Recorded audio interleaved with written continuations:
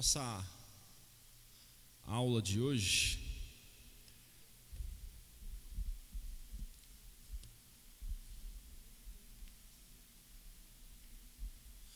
nós vamos continuar refletindo sobre o período da Reforma, mas agora tentar fazer uma linha, ou pela linha histórica, tentar analisar alguns elementos teológicos. Então, para esta manhã, nós vamos olhar para a Reforma na Inglaterra e, a partir de alguns aspectos da Reforma na Inglaterra, nós vamos refletir um pouco sobre a ação dos puritanos e uma vida de santificação. Os irmãos já ouviram falar da palavra puritano? Ou da qualificação, do adjetivo puritano? Quem já ouviu falar? Não precisa explicar, tá? Pode levantar a mão, não vou pedir para explicar agora, né? Já ouviram? Alguns, né? Se você ouve então a palavra puritano pela primeira vez, e o que te vem à cabeça? Pessoa pura, certo? Né? Alguém tem algo diferente? Uma pessoa é puritana, tem a ver com pureza, certo? E vocês acham que o termo puritano, ele foi utilizado, foi colocado para as pessoas como algo bom ou ruim? Quando eu chamo alguém de puritano, eu estou xingando essa pessoa ou eu estou elogiando essa pessoa? Depende. Estou xingando? Se puritano tem a ver com ser puro, eu estou xingando ou eu estou elogiando? Elogiando. Estou elogiando então? Então quando eu falo Rafael, seu puritano, estou elogiando ou estou xingando ele? Não depende só do tom de voz, depende exatamente do momento, porque hoje talvez seja elogio, mas se ele estivesse na Inglaterra, eu estaria xingando ele como puritano. Aí você fala, mas como é que ser puro vai ser xingamento? Não é? E ainda mais dentro de um contexto de reforma protestante. É exatamente isso que a gente precisa pensar para daí entender o porquê que nós vamos falar de santificação. Então, quando nós olhamos para o termo puritano, ele vai surgir no contexto do final do século, no meio do século XVI para o início do século XVII, e essa história começa com Henrique VIII. Henrique VIII, de 509 a 547, ele rei da Inglaterra, e tem a história peculiar da criação da igreja anglicana. A igreja anglicana surge, e ela está dentro desse contexto de surgimento de igrejas cristãs reformadas, não necessariamente por um motivo bom, ou um motivo correto. Henrique VIII, ele não era um homem crente, que olhou para a palavra de Deus, ou influenciado pelos pensadores reformados, ele fala, nossa, esta igreja aqui está corrompida, vamos agora fazer uma igreja sem a corrupção da igreja católica. Não. Ele era casado, se engraçou com uma prima da mulher dele, e ele falou, eu quero me separar, mas o Papa não está deixando. Como o Papa não deixou, eu vou fazer a minha igreja, e aí eu me separo e caso com quem eu quero. Pronto. E aí ele é o Papa da igreja, basicamente. Então, a igreja anglicana surge nesse contexto. A igreja anglicana surge porque Henrique VIII quer se separar, e ele, para se casar com Catarina de Aragão, e aí o Papa não deixa, e ele então fala, não vou mais, agora na Inglaterra, e aí é fácil, né? É uma ilha inteira ali. Então agora a igreja aqui não se submete mais ao papado, a Roma. Eu sou o chefe da igreja, ponto. A história começa assim, certo? Paralelo a isso, distante no continente, não na ilha, nós já temos então Calvino, de 509 a 564, Calvino ali por volta de 530 mais ou menos, já desenvolvendo suas ideias de purificação da igreja, de limpar a estrutura da igreja daquilo que não é bíblico, e isso influenciando outros pensadores. Até mesmo Henrique VIII já sabia da história desse tal de Calvino, que estava fazendo anarquia na igreja católica. Calvino então, o pensamento de Calvino começa a ter um pouco mais de espaço dentro da Inglaterra. E com isso então, nós vamos ver que passa a corresponder com os princípios, com os principais líderes da reforma inglesa. Então, algumas pessoas, crentes, fiéis, lá na Inglaterra, viram a oportunidade do rompimento com o papado, de reestruturar esta igreja anglicana, que agora não se submete mais ao Papa, influenciados e em correspondência com Calvino, certo? Esse é o contexto. Então, politicamente, o motivo real da separação é esse, mas por consequência disso, nós vamos ter então uma oportunidade de fato reestruturar, reformar a estrutura da igreja anglicana e também o sistema dogmático, ou seja, aquilo que eles criam e como eles se relacionariam com Deus. Ele morre em 47. Aí então, o filho dele, se ele morre em 47, o filho dele, rei Eduardo VI, que nasce em 37, vai ter quantos anos quando o pai dele morre? O pai dele morre com 47, ele nasceu em 37, então estamos falando de 10 anos. Com 10 anos ele não pode reinar, né? Então isso vai demorar um tempinho para ele se tornar adulto, digamos assim, e poder reinar de fato. Mas veja que ele reina até 53.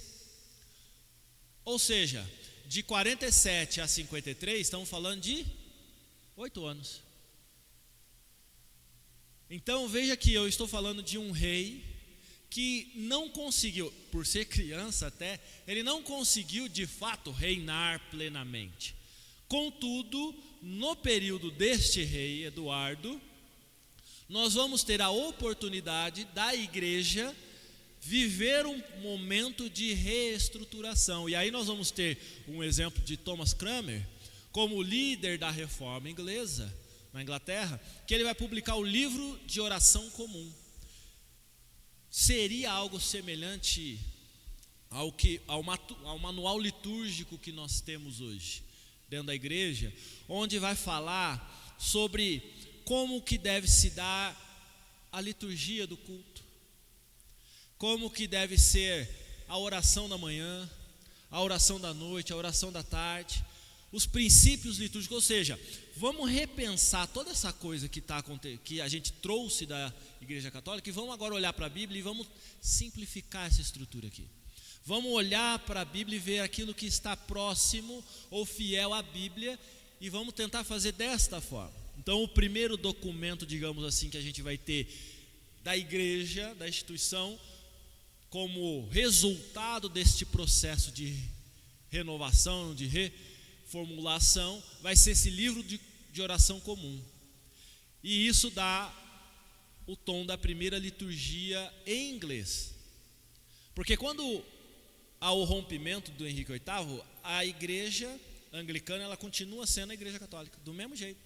A missa continua sendo feita em latim, do mesmo jeitinho que acontecia.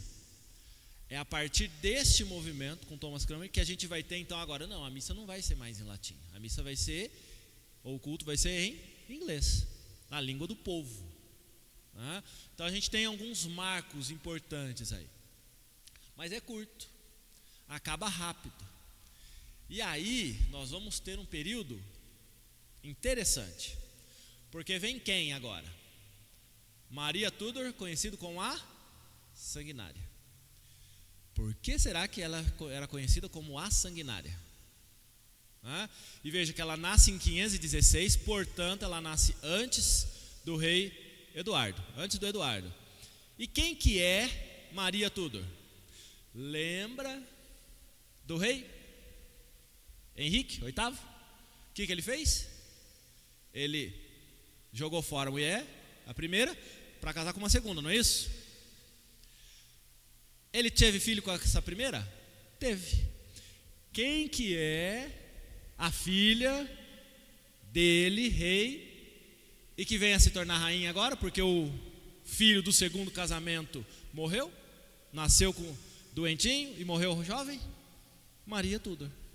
E aí, não sei se motivada, né, por todo o contexto familiar ali, ela vai destroçar, e ela é sanguinária exatamente porque ela vai com a espada sobre muitas pessoas na Inglaterra. Dentre essas pessoas nós podemos citar pelo menos ali uns 300 martirizados, dentre eles Thomas Cranmer. Então aquele cara reformado que tentou reestruturar a igreja, o que acontece com ele? É morto. Ele mandou matar, não só ele, mas outros 300 foram martirizados. E aí não é uma questão de matar, se eu estou falando mártir é porque ele foi morto como exemplo a não ser seguido, porque ele estava contra o império. Não só isso, outros 800 protestantes que queriam então, pensavam diferente, eles tiveram que fugir da Inglaterra. E aí eles vão se refugiar no continente, encontram asilo em Zurique, na Suíça, em outros lugares, na Holanda, em outros lugares que já havia um movimento mais consolidado de reforma e que, portanto, a Igreja Católica não tinha tanta influência territorial e eles poderiam sobreviver, eles não seriam perseguidos pela Inquisição. Então a gente tem ao longo da história esse movimento, e veja que ela vai até 58. Então de 53 a 58. E aí Maria Tudor, então, a sangrenta, ela extermina esse movimento reformado de fato na igreja anglicana, certo? Se volta para a tradição católica, né? Como católica que ela era. Aí a gente vai, morreu. Quem que assume? A irmã dela, Elizabeth I, ou Isabel I. E aí nós vamos ter então alguém que vai ser diferente da Maria Tudor. Por meio da Elizabeth I, nós vamos deixar de ter uma perseguição aos reformados. Ela já é um pouco mais adepta ao movimento que o pai fez e que na verdade continuou com o irmão, de não vincular-se com a Igreja Católica, e mais do que isso, de permitir que aqueles que estavam fora pudessem voltar e que tivesse digamos assim, um estado laico, certo? Onde ela iria conduzir a Inglaterra, e embora fosse chefe da igreja anglicana, ela não ia se meter tanto nisso, ia deixar para os especialistas. E aí a gente vai ter a primeira igreja presbiteriana, fundada em 1572, em Wandsworth. Então nós vamos ter a primeira igreja presbiteriana fundada na Inglaterra em 1572, sobre o reinado de Elizabeth. Por quê? Porque aí nós vamos ter condições das pessoas influenciadas por Calvino virem para cá, olharem para a estrutura anglicana e falar: não queremos essa estrutura episcopal. Pela palavra de Deus, o melhor sistema de governo da igreja é formulado por presbíteros, em concílios, então presbiterianismo, certo? E aí, como eles não vão conseguir ter isso na igreja anglicana, eles fundam a igreja presbiteriana como sistema de governo. Mas aí surge, aí você fala, está falando e não está falando puritano. Por quê? Porque agora vem o termo puritano. O que significa o termo puritano? Pretendiam purificar a igreja anglicana, retirando-lhe os resíduos do catolicismo, de modo a tornar uma liturgia mais próxima do calvinismo. Mas, por que você falou que era xingamento então na época? Porque eles estavam sendo olhados pelo povo como aqueles que são puros demais, que querem pureza em qualquer lugar, querem purificar tudo e todos. Na cabeça dos puritanos, a palavra de Deus ela deve servir não somente para a estrutura da igreja, mas para a estrutura da vida das pessoas. E deve haver então uma sincronia nisso tudo. Você tem que ser a mesma coisa dentro da igreja e fora da igreja. Portanto, a vida de pureza não é só da igreja instituição, mas também daqueles que estão dentro dela. E aí todo o contexto, toda a vida deve se voltar para uma prática da palavra de Deus. Então, são os crentinhos. Se a gente fosse traduzir para hoje, olha os crentinhos lá. Olha o povo que se acha mais do que os outros. Olha o povo que se acha santo. De forma pejorativa. Os puritanos, então, o termo puritano, o xingamento, o qualitativo aí das pessoas é exatamente por quê? Porque eles queriam purificar a igreja, mas a igreja não queria tanta purificação assim na sua estrutura litúrgica. Existem vários documentos que vão decorrer disso, e nós vamos ter, dentre tantos documentos que vão existir na Inglaterra, não necessariamente debaixo da asa da igreja anglicana, mas a confissão de fé de Westminster. Westminster na Inglaterra. Então, perceba que a confissão de fé de Westminster, ela surge neste momento histórico onde os puritanos querem falar, nós precisamos olhar para a palavra de Deus e ver aquilo que é regra de fé e prática para nós. E aí, como confissão de fé, nós vamos ter então uma estrutura de pergunta e resposta para que todas as pessoas possam aprender a essência do que é ser cristão. De forma muito clara, objetiva e resumida. Então esse é o objetivo da confissão de fé de Westminster, que nós adotamos na nossa igreja presbiteriana do Brasil como símbolo de fé, como um resumo fiel à palavra de Deus do que nós cremos. É um dos exemplos, é um dos textos que nós temos. Entendemos o momento histórico? Pois bem, vamos então agora para o contexto bíblico. 1 Coríntios 1, de 1 a 3. Está lá na tela. Todos leiam, por favor. Paulo,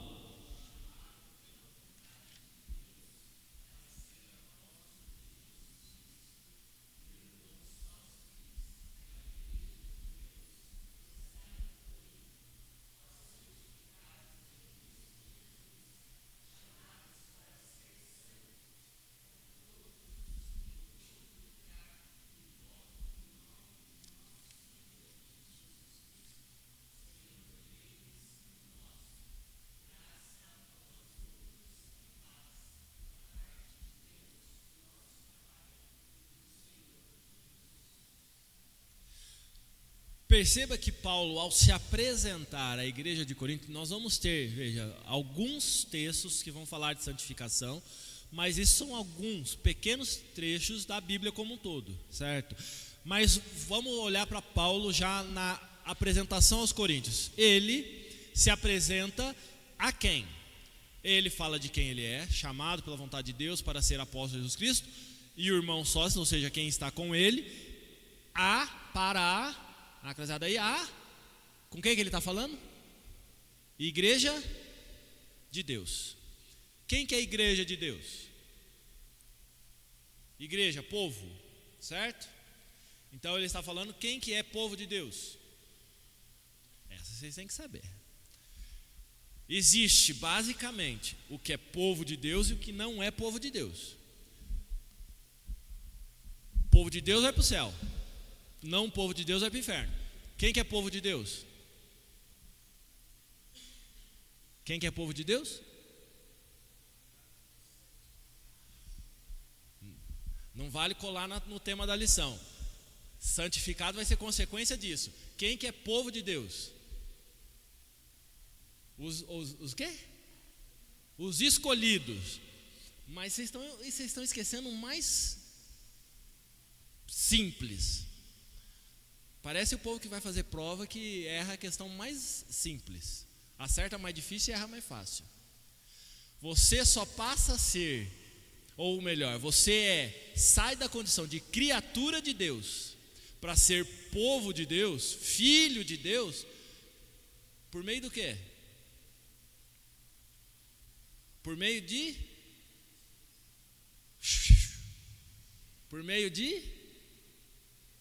Jesus. Mas o que Jesus tem a ver com isso? Jesus fez o que ele tinha que fazer. O que você tem que fazer por meio de Jesus? Fé. Crer. Ouvi. Agora, temos que crer em Cristo Jesus. Ou seja, povo de Deus é aquele que crê em Jesus Cristo, correto? Não, o povo de Deus é o que não crê. Portanto, ele está falando com quem? Ele está falando com a cidade inteira de Corinto? Não, ele está falando com a igreja de Deus, com o povo crente, com aquelas pessoas que falaram: nós cremos em Jesus Cristo. E portanto, ao crer em Jesus Cristo, se torna povo de Deus, filho de Deus. Correto? Ok? Então ele está falando com a igreja de Deus, com o povo separado de Deus, aqueles que creram em Cristo Jesus como Senhor e Salvador de suas vidas. Muito bem. Que está em Corinto. Então, ao povo de Deus, os que creram em Cristo Jesus, que estão lá em Corinto. Aí agora sim, por consequência de ser igreja, o que eles são também? Aos santificados em Cristo Jesus. Aí ele acrescenta um termo novo. Porque não é só uma questão de ser igreja, povo, mas são aqueles que são santificados. Santificados é aqueles que são tornados santos. Mas o que é ser santo? Exatamente, separado. Santo é separado, consagrado a. Então, ser santo não é fazer milagres. Ser santo é ser separado para Deus. Só que ele não fala ali aos santos, aos santificados. Portanto, ele está falando de um processo. Um processo que tem um agente, tem alguém que faz esse processo acontecer. Quem que faz esse processo acontecer? Santificados em. Então, onde que acontece isso? Por meio de quem?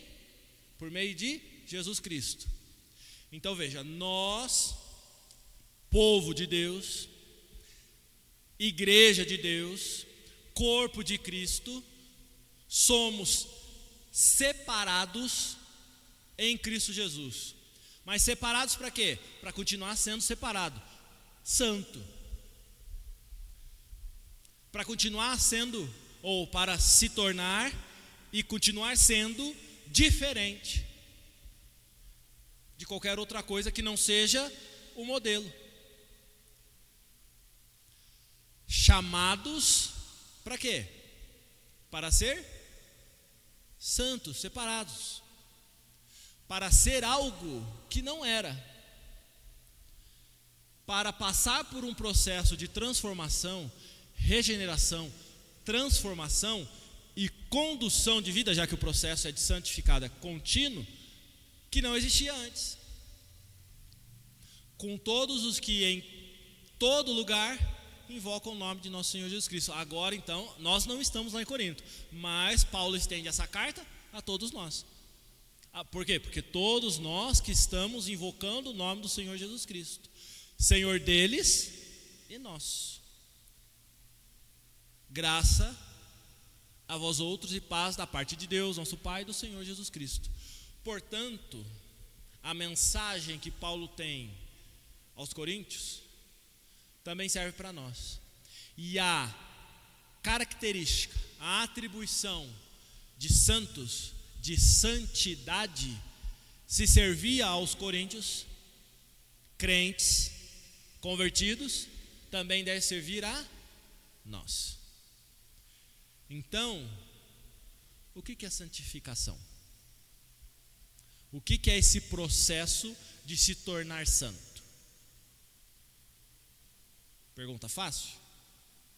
Pergunta difícil? Já pensaram nisso, graças a Deus. E aí, vamos voltar para o breve catecismo de Westminster. Lembra lá da história? Alguns teólogos, homens inspirados por Deus, tiveram espaço para repensar a estrutura do que se tinha e reformular os princípios de fé. Na pergunta 35, nós vamos ter o seguinte: o que é santificação?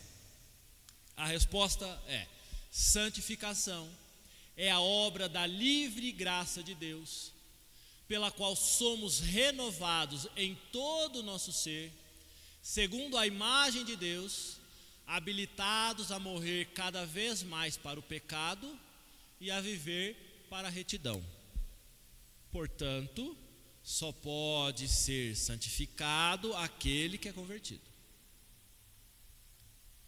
Só pode passar pelo processo de santificação, de tornar-se santo, aquele que se encontrou com Jesus, entregou a sua vida a Ele. E aí vamos usar essa própria palavra, entregou. Se você entregou a sua vida a Jesus, ela te pertence? Não, ela pertence a quem agora? A Deus. Estando nós mortos em nossos delitos e pecados, nós passamos a ter agora vida em Cristo Jesus, correto? Morto não tem ação, vivo tem. Nós estávamos mortos e abandonamos essa vida de morte, de pecado, de escravidão do pecado, para sermos livres pelo sangue de Cristo Jesus. Por quê? Porque nós aceitamos Jesus como Senhor e Salvador de nossas vidas. Nós aceitamos porque nós somos escolhidos, né? Mas o tema aqui não é predestinação. Então, passando da ideia de que nossa vida não é mais nossa, é de Deus, nós vamos entender que constantemente nós vamos abrir mão da nossa vontade, do nosso querer, do nosso pensar, da forma como nós pensamos e agimos, porque isso está baseado no nosso entendimento, na nossa vontade, no desejo do nosso coração, que é corrupto, que não quer Deus, para dar espaço para que o Espírito Santo de Deus haja em nós. Mortificando a carne, damos espaço para que o Espírito cresça. Outra palavra de Paulo. Então perceba que o processo de santificação ele é distinto do ato de conversão. Portanto, existem pessoas que vão se converter, mas elas não vão se tornar tão puras assim? Infelizmente sim. Tem gente que não vai se santificar como outros. Então tem escala? Tem gente que está mais preocupada em servir a Deus e outras nem tanto. Isso significa necessariamente que ela não crê em Jesus? Não necessariamente. Contudo, não é esse o exemplo que a gente tem. Por quê? Porque o objetivo do povo de Deus é qual? Você foi salvo para quê? Você foi chamado para quê? E aí a gente volta. Aqueles que são santificados são santificados para quê? Até de forma redundante. A igreja de Deus que está em Corinto, aos santificados em Cristo, ou seja, aqueles que vão passar pelo processo de se tornar santos, chamados para ser santos. Jesus te chamou para quê? Deus te chamou para quê? Para vir à igreja? Para cantar corinho? Para consagrar dízimos de oferta? Talvez isso seja consequência, porque o chamado foi para você ser santo, para você ser igual a Ele. Por isso que nós vamos entender que a santificação é um processo da graça de Deus, vem dele, para que a gente possa se renovar, transformar, para se tornar a imagem de Deus, abrindo mão de nós mesmos, morrendo para nós mesmos, para que o Espírito Santo de Deus transforme a nossa vida em uma vida de retidão. E aí retidão é a linha reta, que é o que? A própria palavra. Isso nos leva a outra pergunta, pergunta 36. Quais são as bênçãos que nesta vida acompanham a justificação, a adoção e a santificação, ou delas procedem? Então veja, aí ele está disposição de Romanos, onde Paulo vai falar do povo que era povo e que também não era povo, mas que se torna povo de Deus, e isso é por meio de um processo de justificação, da justiça de Deus se cumprir em Cristo Jesus. Portanto, justiça de Deus, morrer pelo pecado cometido. Nós não morremos pelos nossos pecados, por quê? Porque Cristo morreu por todos os nossos pecados, justiça. Então nós somos justificados por Deus, ok, mas não é só justificação, adoção, porque como fomos justificados nos nossos atos, fomos reconciliados com Deus. Não somos mais agora criaturas de Deus apenas, somos chamados filhos de Deus. Assim como Cristo, passamos a ser filhos, adotados por Deus. A consequência, justificação, adoção, e aí você olha toda a carta de Paulo aos Romanos. Vem então a santificação, que é o tema de hoje. Então veja, aquele que é justificado, ou seja, aquele que se torna justo diante de Deus por meio do sangue de Jesus Cristo, que agora tem parte com Deus, porque passa a ser parte da família de Deus, passa a se relacionar com Deus, porque Cristo permitiu isso, então agora é adotado como filho de Deus. Este tem uma nova vida. Ele não é mais identificado como qualquer outro, mas como servo de Deus, chamado a ser como Deus, imagem de Deus. Qual que é a consequência disso? Para que presta tudo isso? Essa é a pergunta, né? Resposta: as bênçãos que nesta vida acompanham a justificação, a adoção e a santificação, ou delas procedem, são certeza do amor de Deus, paz de consciência, alegria no Espírito Santo, aumento de graça e perseverança até o fim. São 4 elementos que somente aqueles que são santificados, justificados, adotados e portanto se tornam santos, ou passam a ser santificados, é que desfrutam. Nós, igreja de Deus, povo de Deus, temos paz de consciência. Nossa consciência está em paz. Por quê? Porque nós sabemos qual que é o nosso fim. Nosso fim é o inferno? Não. O nosso fim é a eternidade com Deus, livres do pecado, livre de qualquer mancha do pecado, puros. Paz de consciência, por quê? Porque sabemos que isso não depende de nós, é graça de Deus. E que apesar de ainda pecarmos, temos livre acesso ao Pai, e uma vez o pecado confessado, ele é perdoado. Paz de consciência. Não somente paz de consciência, mas alegria no Espírito Santo. Alegrai-vos, outra vez eu digo, alegrai-vos. Em meio à dor, sofrimento, como é que Paulo fala alegrai-vos? Por quê? Porque a alegria não é um sentimento do tempo presente, mas é uma condição que nós nos colocamos, de saber que apesar das tribulações, ou por meio das tribulações, das dificuldades da vida, o Senhor prova a nossa fé. Quem que nos dá a condição de fazer isso? É o Espírito Santo. Quem dá a condição de olhar e ver e perceber a ação de Deus nos livrando? É o Espírito Santo. Quem que nos ajuda a resistir ao pecado, à tentação, para que não seja consumado e se transforme em pecado? Espírito Santo. Portanto, alegria, porque agora nós vivemos com Deus, somos diferentes, Ele nos alcançou e nos transformou. Aumento de graça. Por que aumento? Porque existe a graça comum, sol e chuva, cai para crente e para não crente. Comida na mesa, para crente e não crente. Teto, proteção, saúde, isso aí é para crente e não crente, graça comum. Agora a salvação não é para todo mundo. A ação de Deus, a libertação de Deus não é para todo mundo. A proteção de Deus contra Satanás não é para todo mundo. A consciência da existência de Deus, de Jesus Cristo, do Espírito Santo, não é para todo mundo. Compreender a palavra de Deus e transformá-la, ou ser transformado por ela, não é para todo mundo. Portanto, há um aumento da graça de Deus.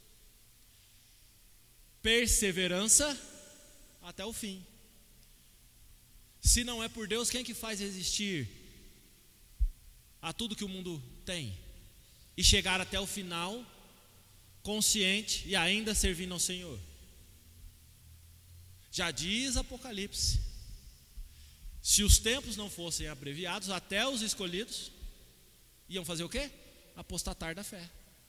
Tamanha será a perseguição dos crentes. Portanto, a perseverança, o ato de continuar até o fim, não é algo nosso, que a gente desiste no meio do caminho pela nossa força. É graça de Deus, é o Senhor agindo, é algo como consequência de ser justificado, adotado e santificado. Essas são duas das várias perguntas que nós temos no Catecismo de Westminster. E aí, nós vamos pensar em pelo menos 4 elementos relativos a tudo isso. Colossenses 3:12. Podem ler, por favor.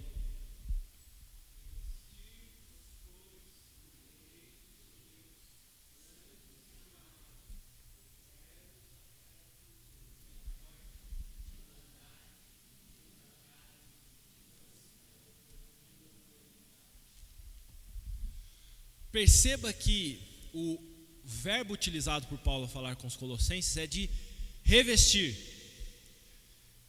O que é revestir se não vestir de novo? Certo? Então, tira uma roupagem e coloca outra. Revesti-vos como eleitos de Deus. Vocês são eleitos, escolhidos, separados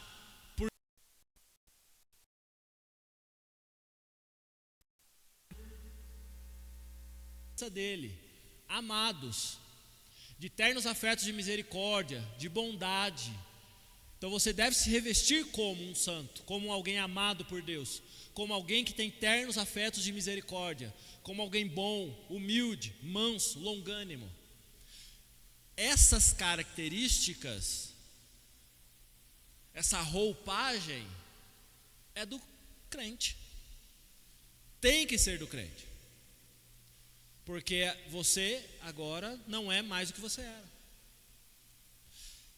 Se nós pensarmos em 1 Coríntios 10, 30. Portanto, quer comais,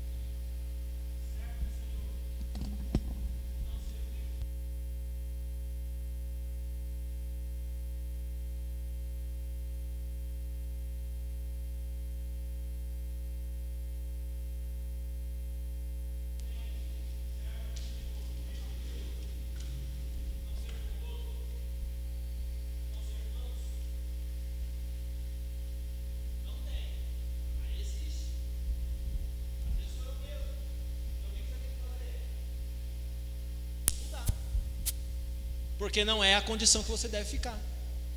Se você se reconhece como alguém que não é manso, o que tem que acontecer? Tem que ficar manso. Quem que vai transformar esse coração que não é manso em manso? O Espírito Santo. Mas para isso, você tem que permitir. Então a hora que a mansidão tem que ser exercida, o que você faz? Você guarda lá na caixinha? Não. Você dá espaço para que ela seja exercida. E como é que vai ser exercida? Abrindo mão de si mesmo. Porque o manso, com o ataque, ele não vai revidar na mesma intensidade, certo? Ele vai ser manso. Ele não vai mostrar os dentes. Mas a vontade nossa é mostrar os dentes. Mas aí eu lembro que eu não tenho que mostrar os dentes. Então o que eu faço? Fecha a boca. Percebe que eu estou tendo que abrir mão da minha vontade, do meu querer, para que o fruto do Espírito possa se apresentar? Eu tenho que morrer para que Cristo possa aparecer. Aí sim há um processo de santificação. 1 Tessalonicenses 3, de 11 a 13. De novo, todo mundo.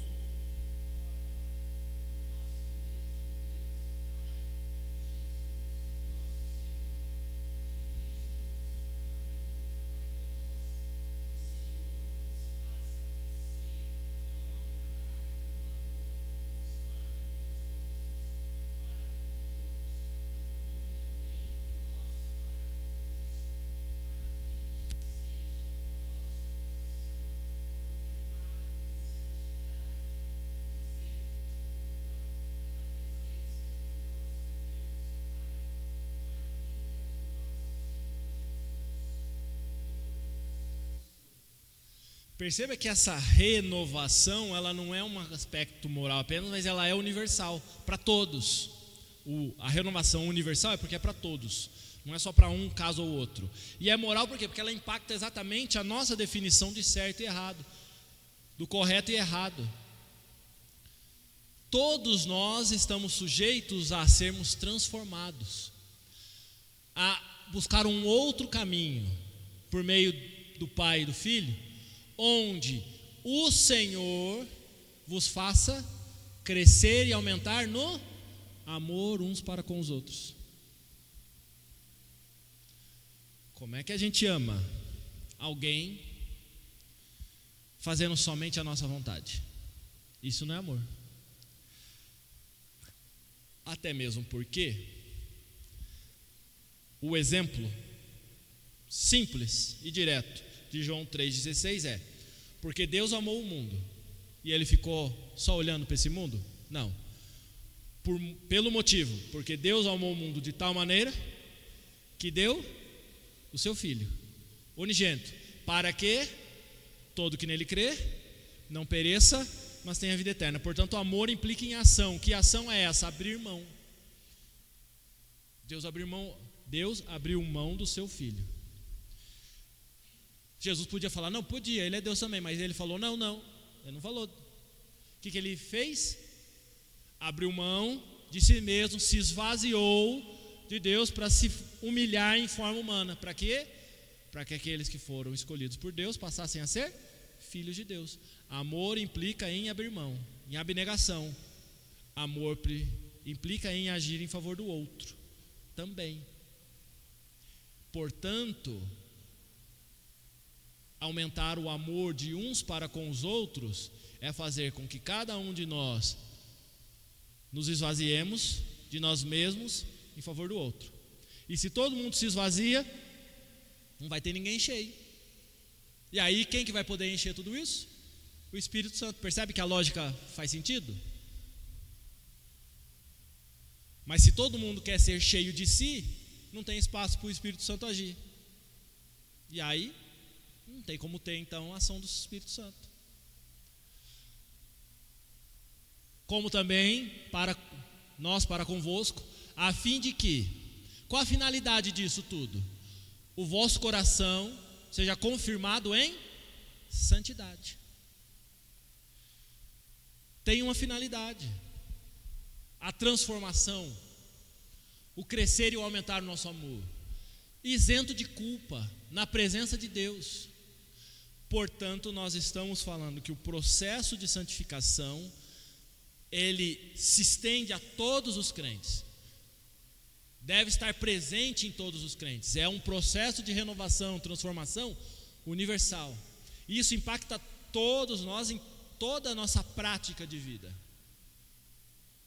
Porque quer comais, quer bebais, quer façais qualquer outra coisa, fazei-o para a glória de Deus. Hebreus 12, de 14 a 17. Podem ler.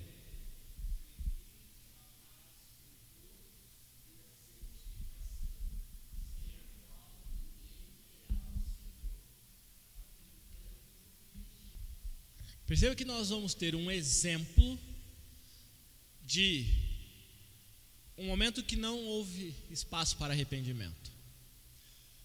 Então vamos do final para o começo. Esaú vendeu o seu direito de primogenitura. Quando ele se arrependeu, já não tinha mais espaço para arrependimento. A bênção já tinha caído sobre Jacó. Jacó já tinha recebido a bênção do seu pai. E por mais que ele quisesse, chorasse, implorasse, qualquer coisa assim, não tinha mais espaço. Qual que é o tempo que nós temos que ainda é de arrependimento? Em Cristo, onde Cristo ainda não voltou. E neste espaço de arrependimento nós devemos fazer o que então? Se arrepender. Seguir a paz com todos e a santificação, sem a qual ninguém verá o Senhor. Portanto, volta agora. Tem crente que não vai se santificar? Se o crente não se santifica de zero maneira, então ele não é crente. Não existe possibilidade de alguém se afirmar cristão, crente, convertido em Cristo Jesus e não passar por processo de transformação de vida. Não existe. Se você se declara crente, você tem que ter transformação de vida. Ponto. Não dá para você ser igual você era. Toda a sua vida vai ser transformada. Algumas coisas mais, outras coisas nem tanto, porque ainda vão continuar nessa luta contra o pecado. Mas, se eu olho para trás, hoje eu sou diferente do que eu era ontem. Hoje eu sou diferente do que eu era um ano atrás. E eu preciso ser cada vez mais diferente. E não diferente por ser diferente, mas diferente para melhor. Porque senão eu não estou me aproximando de Cristo, não estou me tornando semelhante a Cristo. E se o meu rumo não está sendo ser semelhante a Cristo, eu não estou sendo santificado. Portanto, eu não estou no pacto. Meu objetivo não é ser povo de Deus, semelhante a Cristo. Então você não é crente. Só pode ser chamado de cristão aquele que se parece com Cristo. Porque é isso que significa ser cristão. Que também na época lá, se você ler em Atos, você vai ver que este adjetivo foi semelhante aos puritanos. Vamos chamar esse povo do caminho aí, esse povo que segue Jesus, de cristão. Por quê? Porque ele se parece com esse Cristo. E aí vem então o termo cristão. Se nós olhamos hoje, num contexto mais moderno, os crentes... Por quê? É porque tem o descrente, tem aquele que não crê, tem aquele que não acredita. Mas tem esse povo que é crente, que é diferente, que se mostra diferente. Percebe? Pouco importa o adjetivo, o que importa é que há um processo de santificação sem o qual ninguém vai ver a Deus, atentando diligentemente para que ninguém seja faltoso, separando-se da graça de Deus. Nem haja alguma raiz de amargura que brotando vos perturbe, e por meio dela muitos sejam contaminados. Não haja algum impuro, profano, aquele que trata o sagrado como secular, aquele que está disposto a fazer aquilo que é coisa de Deus ser tratado como qualquer coisa. Por isso ele cita Esaú, que tinha o direito de primogenitura, mas abriu mão da bênção por um prato de lentilha, porque estava com fome. Quantas pessoas trocam a bênção de Deus, a graça de Deus, por qualquer outra coisa? Quantas pessoas hoje estão vendendo graça e outros estão comprando graça? quantos estão, e aí parece até leilão, né? Porque quem dá mais, leva mais de Deus, e não é assim. Seguir a paz com todos,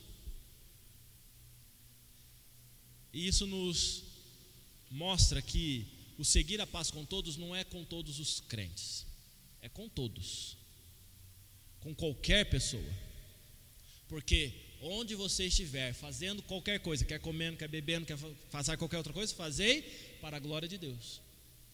Então imagina agora sua rotina de amanhã. Imagina o que vai acontecer amanhã, só imagina, pensa, quem que provavelmente você vai encontrar, o que você vai fazer, como que você vai ter que lidar com essas pessoas, imagina tudo. Então, é nesse momento que você vai ter que seguir a paz com todos. É nesse momento que essas pessoas vão ter que ver que você não é igual a qualquer um, porque você é separado, santificado por Deus, para ser diferente, ser semelhante a Cristo. É uma guerra? É uma guerra. Provérbios 9, de 7 a 10, podem ler.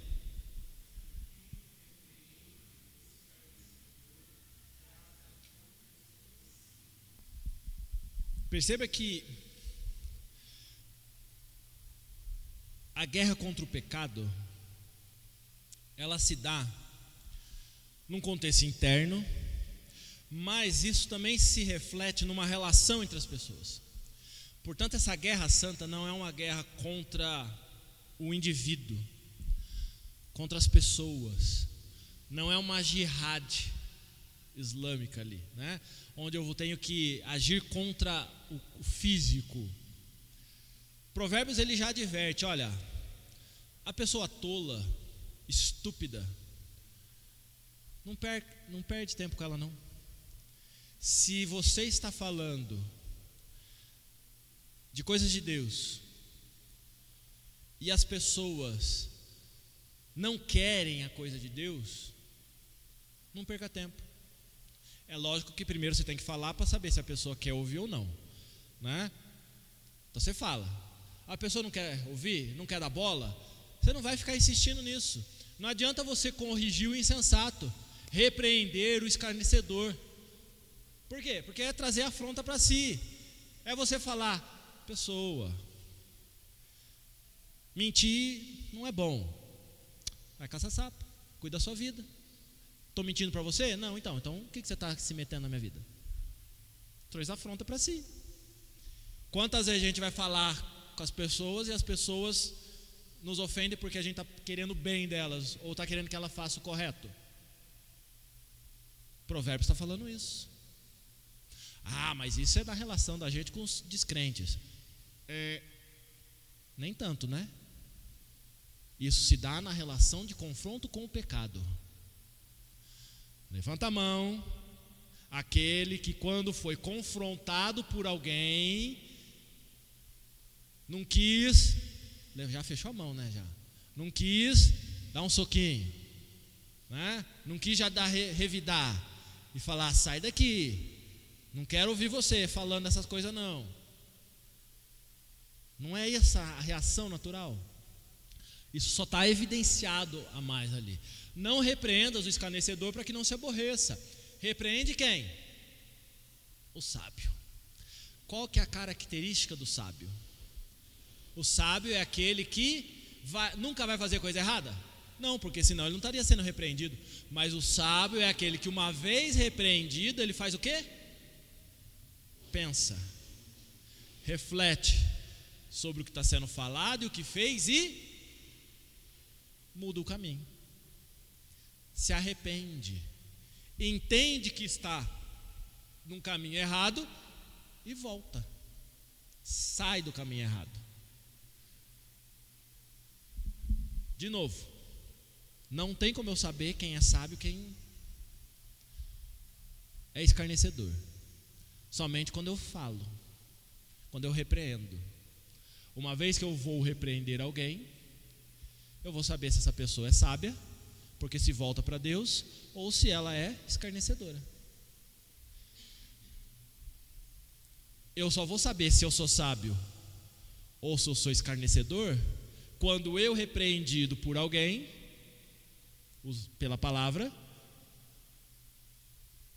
acato, mudo ou me afasto dessa pessoa. Afasto ela. Dá instrução ao sábio e ele se fará mais sábio. Ensina ao justo, ele crescerá em prudência. Que sabedoria é essa? Que prudência? O temor do Senhor é o princípio da sabedoria. Não é qualquer sabedoria, qualquer conhecimento popular. Estamos falando do temor do Senhor. Portanto, é sábio aquele que teme ao Senhor.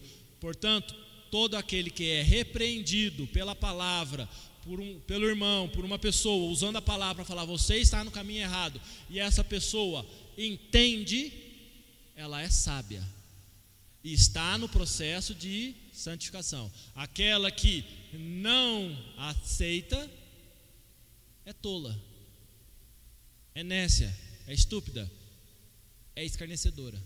Se faz de crente, mas não é crente. Por quê? Porque não quer ouvir da palavra de Deus, não quer ser transformado pela palavra de Deus. Portanto, é de se pensar se essa pessoa de fato é crente, porque ela não reflete o temor do Senhor, conhecimento do santo, como prudência. E aí então, fechamos com o ser interno, o privado, o nosso ser. Levítico 19, 1 e 2. Quem que é o santo? Deus. Mas quem que deve se tornar santo como ele é? Seu povo. Isso é novidade? Não. Deus já falou lá para Moisés, dize à congregação, dize ao povo, que agora se chama povo meu, sedes santo, porque eu sou santo. É isso que está sendo falado lá. Sede separados, seja diferente. Vocês agora vão entrar numa terra que vai ter várias coisas lá, indecentes. Vocês não devem ser iguais a eles. Vocês devem ser totalmente diferentes deles. Mas qual que foi uma das primeiras coisas que o povo fez? Foi querer ser igual. Pegou os deuses, pegou as práticas de pecado.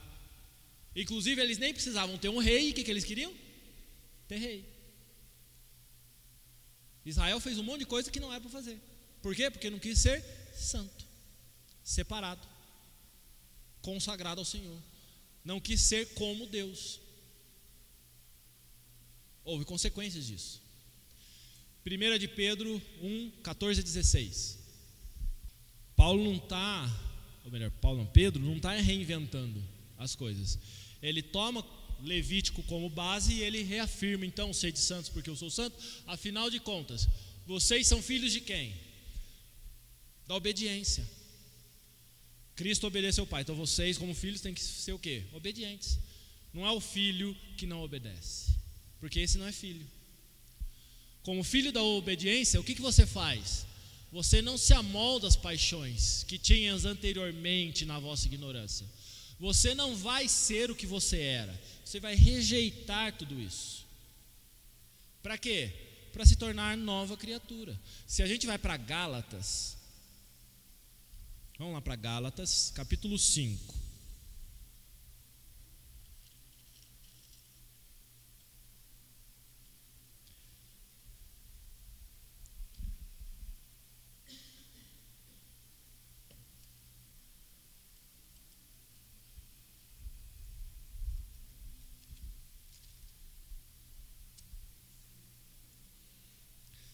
A gente normalmente se lembra do verso 22, mas a gente precisa olhar para o verso 16.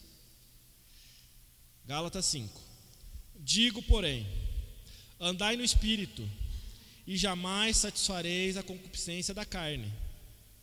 Quem anda no Espírito não dá condição para os desejos da carne, porque a carne milita contra o Espírito, e o Espírito contra a carne.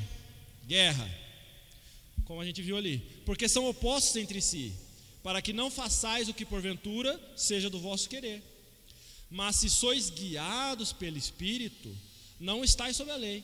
Ora, as obras da carne são conhecidas e são prostituição, impureza, lascívia, idolatria, feitiçarias, inimizades, porfia, ciúmes, iras, discórdias, dissensões, facções, invejas, bebedices, glutonarias e coisas semelhantes a essas, a respeito das quais eu vos declaro, como já outrora vos preveni, que não herdarão o reino de Deus os que tais coisas praticam. Ponto. Obras da carne. Se você tem obras da carne, você não é do Espírito, você não se guia pelo Espírito. Mas o fruto do Espírito é, verso 22, amor, alegria, paz, longanimidade, benignidade, bondade, fidelidade, mansidão, domínio próprio. Contra essas coisas não há lei. E os que são de Cristo Jesus crucificaram a carne com as suas paixões e concupiscências. Se vivemos no Espírito, andamos também no Espírito. Não nos deixemos possuir de vanglória, provocando uns aos outros, tendo inveja uns dos outros. Percebe que Paulo ele está fazendo um contraponto? Vocês existiam e existem pecados da carne. Essa é uma prática que não compete aos crentes. Mas vocês são transformados, regenerados, santificados por Deus. Ao possuir o Espírito Santo, vocês devem ter o fruto. E que fruto é esse?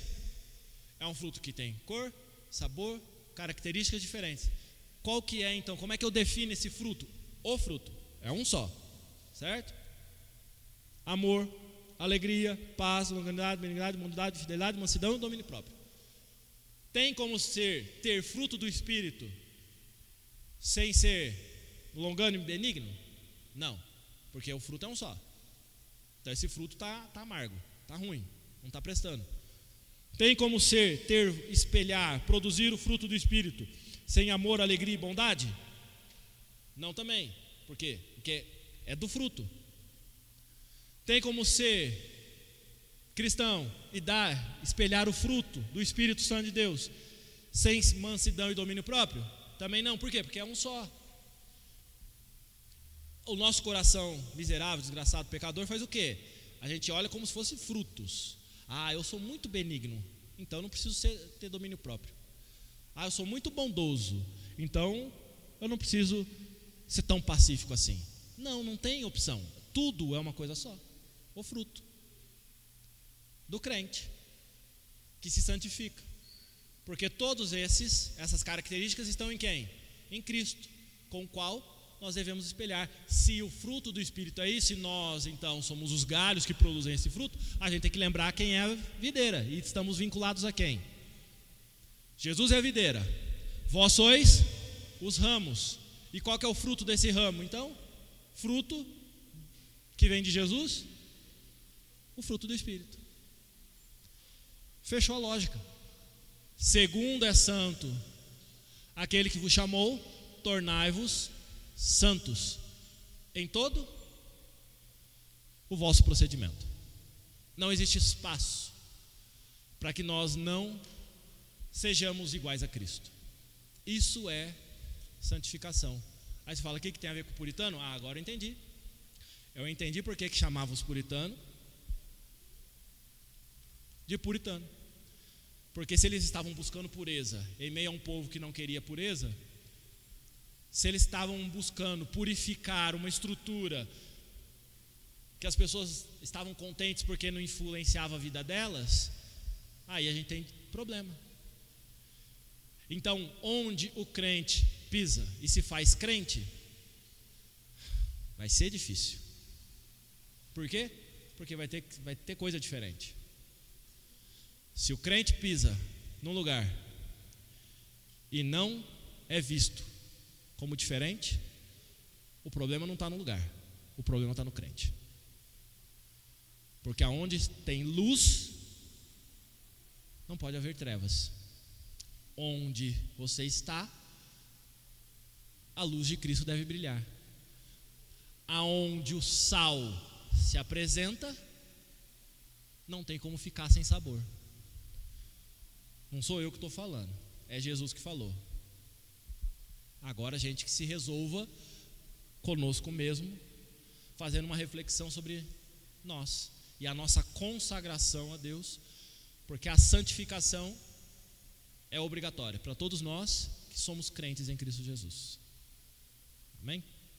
Vamos passar então para a leitura dos textos. O versículo para nós, 1 Tessalonicenses 5:23.